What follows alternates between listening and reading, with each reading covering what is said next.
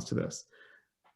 First of all, I think the story you just told needs to be told at public comment. I think we need to have sessions where the school committee hears what the experience of special education is like for special needs families. Because I don't know that the struggle of special needs families has been fully absorbed by everyone. And I think, especially with an incoming superintendent and lots of new members of the central administration, people need to hear these stories and know what's going on.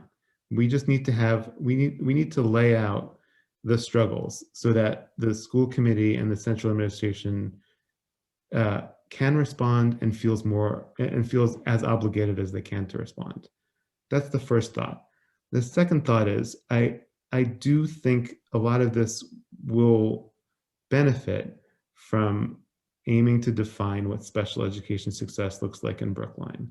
Because I think with a value statement that includes things like respectful communication with parents, looking for opportunities to assist families struggling with getting their child's special needs met, by mandating that we implement those values, that we live those values, that's not a magic bullet. Changing organizational culture takes time, but that I think is a necessary step towards moving the conversation to a more collaborative, cooperative place.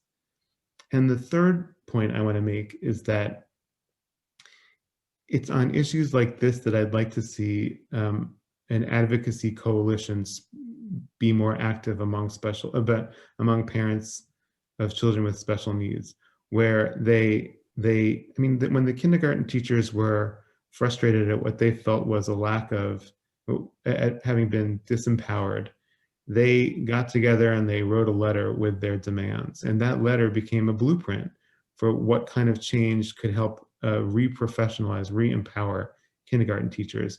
I wonder if a community of special education families could start getting together and outlining some of what we feel to be the basic issues around special education in Brookline, so that and then start advocating around those demands. I've been frustrated previously frustrated but sympathetic with what it's felt like a more coping orientation